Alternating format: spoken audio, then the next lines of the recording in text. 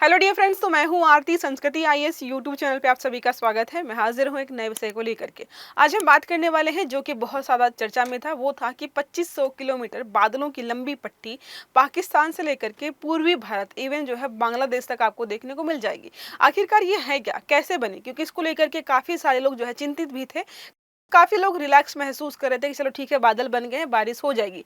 अब दोनों ही पक्षों को हम देखने वाले हैं। पहला हम समझेंगे कि आखिरकार ये बादलों की पट्टी बनी कैसे।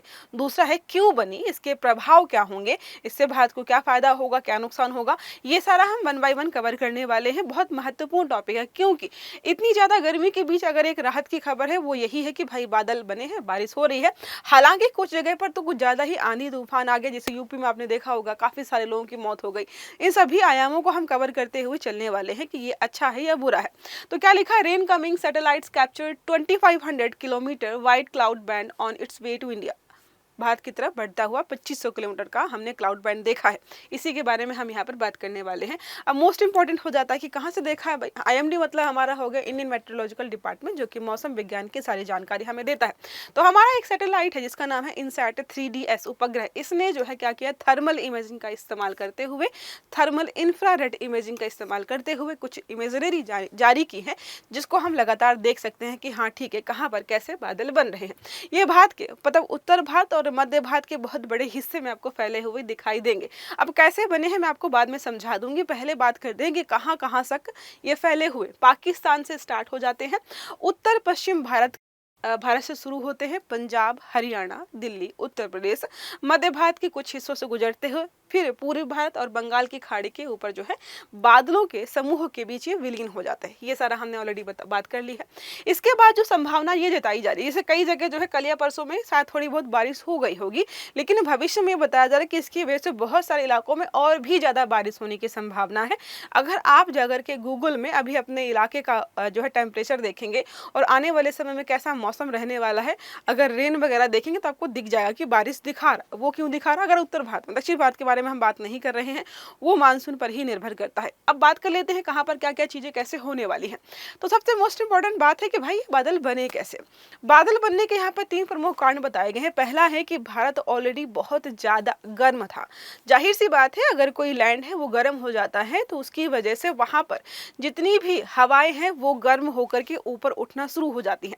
तो पहला हो गया कि भारत पूरा बहुत गर्म था। दूसरा बोला जा रहा है कि वेस्टर्न डिस्टर्बेंस भी एक कारण है, और तीसरा सबसे बड़ा कारण बताया जा रहा है वो है अरब सागर से मॉइस्चर कलेक्ट करती हुई हवाएं जब भारत के ऊपर आती हैं तो वो धीरे धीरे जो गर्म हवा है उसके साथ ऊपर उठ करके ठंडी हो जाती है। ठंडी होने के बाद वो बादलों का निर्माण करती है, और आप अगर देखेंगे तो लगभग पृथ्वी की सतह से 15 से 20 किलोमीटर के ऊपर बादलों का निर्माण होता है। यही बादल हमें व्हाइट कलर के दिखाई देते हैं, और इन्हीं के बारे में हम यहाँ पर पढ़ रहे हैं। बात कर लेते हैं यहाँ पर इनके बारे में। हमने समझ लिया, चलो ठीक कैसे हो रहा है। बादलों का निर्माण भी मैंने आपको ऑलरेडी यहाँ पे समझा दिया है। अब ये पूरी पट्टी है यहाँ पर दिखाई दे रही है आपको, ये लगातार मैं आपको दिखाती जा रही हूँ ताकि आप कंफ्यूज ना हो। ये जो बादल बने हैं इनका एक नाम रखा गया, इनका नाम है कुमुलो निम्बस क्लाउड। कुमुलो निम्बस क्लाउड सतह से 15 से 20 किलोमीटर की ऊंचाई पर देखने को मिलेंगे। एक प्रश्न आपसे पूछ लेती हूँ। प्रश्न हमारा यहाँ पर यह है कि ऐसे कौन से बादल हैं जो बनते तो हैं बारिश नहीं करते हैं। हालांकि ये बादल बहुत बड़ी मात्रा में बारिश करते हैं। ये सारा टेम्परेचर, प्रेशर वगैरह आपको मैंने ऑलरेडी समझा दिया कि कैसे कहाँ पर क्या चीजें हो रही हैं। तीनों कारण भी समझा दिए कि कहाँ पर कैसा चीजें होने वाली है। अब इससे हो गए कि बहुत बड़ी भारी मात्रा में बारिश होने वाली है, आंधी तूफान वगैरह भी आएगा। इसका प्रभाव हम ऑलरेडी कई इलाकों में देखना शुरू कर चुके हैं। बात करते हैं यहाँ पर एक प्रश्न उठ रहा है कि क्या ये बादल हैं ये हमें राहत दिलाएंगे या जो है और ज्यादा परेशानी होगी। तो राहत तो दिलाएंगे। देखो, इन बादलों की वजह से जो बारिश होने वाली है उसके लिए बोला जा रहा है कि 2 से 5 डिग्री सेल्सियस तापमान आपको कम देखने को मिल जाएगा। ठंडी हवाएं चलेंगी, जो हीट वेव का इफेक्ट है वो थोड़ा कम हो जाएगा, और उत्तर पश्चिम और या जो भी हमारा मध्य वाला भारत वाला हिस्सा है वहां पर थोड़ी आपको ठंडक देखने को मिल जाएगी। बात कर लेते हैं यहाँ पर, तो भारत के कई हिस्सों में नमी लेकर के आएंगे, ये भी समझ लिया। अब इसका कुछ नेगेटिव इम्पैक्ट यहाँ पर यह पड़ेगा कि भाई कहीं पर बारिश बहुत ज्यादा हो जाएगी तो वहां पर बाढ़ जैसी स्थिति हो जाएगी, आवागमन बाधित हो जाएगा। ये सारे जो है साइड इफेक्ट हैं। आंधी तूफान आएगा, बिजली की समस्या हो जाएगी, जल भराव, निचले वाले इलाकों में बाढ़ होना, यातायात प्रभावित होना, ये सारे जो है साइड इफेक्ट हमें देखने को मिलेंगे। ये तो लगता है कि चलो ठीक है, मैनेजेबल है भाई, हम इनका मैनेज कर लेंगे, लेकिन गर्मी मैनेज नहीं हो पा रही थी, वही सबसे बड़ी समस्या थी। अब हम बात करते हैं, स्टार्टिंग में मैंने आपको एक चीज़ बताई थी कि भारत का तापमान बहुत ज़्यादा हो गया था। अब ऐसा क्यों हुआ? आखिरकार ऐसा क्या हो रहा था? क्या ये ग्लोबल वार्मिंग या क्लाइमेट चेंज की वजह से हो रहा था या इसका कोई कारण और था?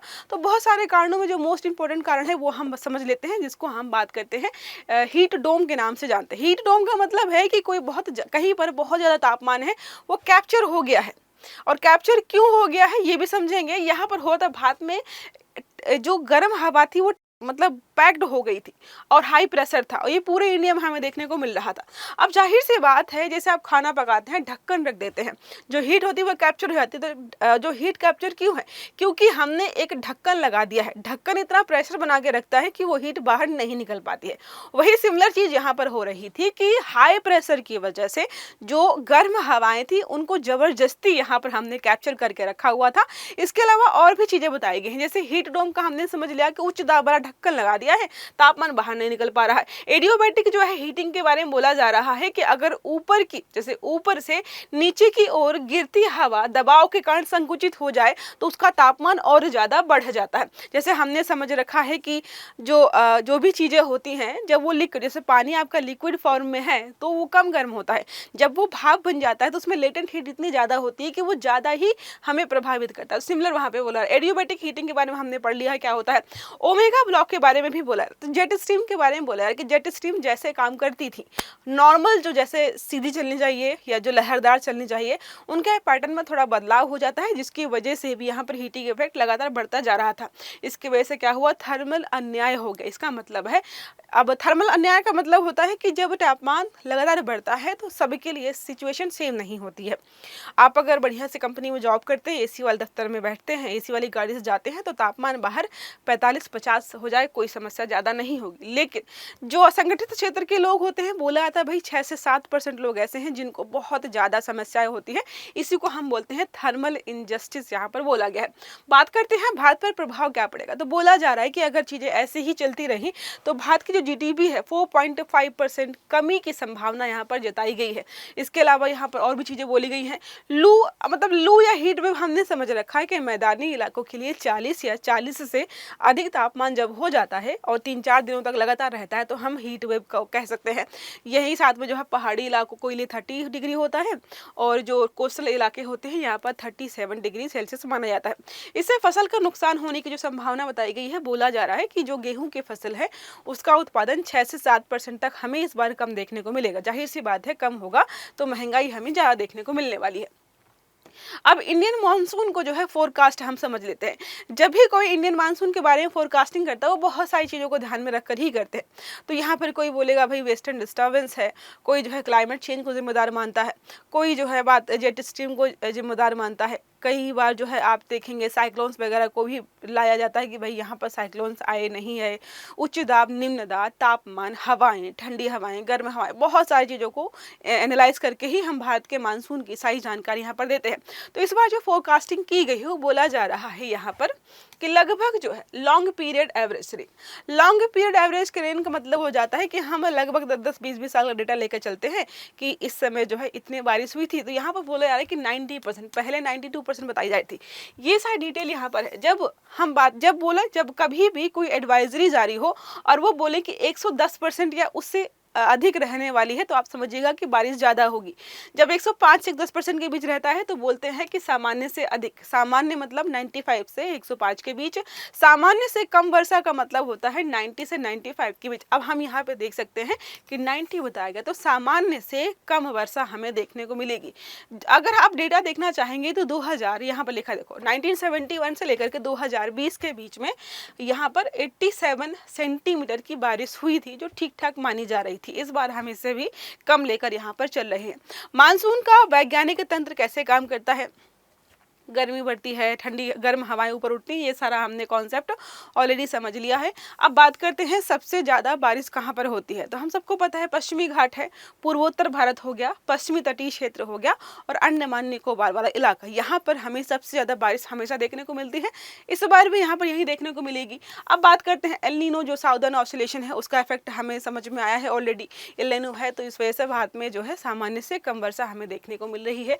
दूसरा बात करते हैं इंडियन ओशन जो डाइपोल होता है, जब यहाँ पर सकारात्मक होता है तो हमारे लिए अच्छा है। अगर तटस्थ भी रहता है कि चलो न्यूट्रल है, अच्छा नहीं है बुरा नहीं, तब भी हमारे लिए ठीक है। लेकिन जब आयोडीन नकारात्मक हो जाता है तो हमारे लिए प्रतिकूल जो है स्थितियां बनकर तैयार हो जाती हैं। इससे चुनौतियां होती हैं हीट डोम, बारिश का कम होना, गर्मी का ज़्यादा होना।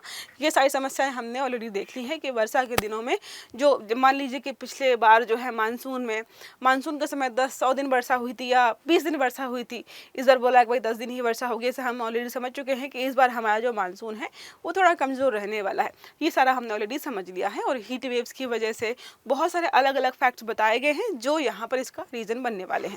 आई होप ये आर्टिकल आपको समझ में आ गया होगा कि जो 2500 किलोमीटर लंबी बादलों की पट्टी बनी है, क्यों बनी है, कैसे बनी है और हमें वो कैसे प्रभावित करने वाली है।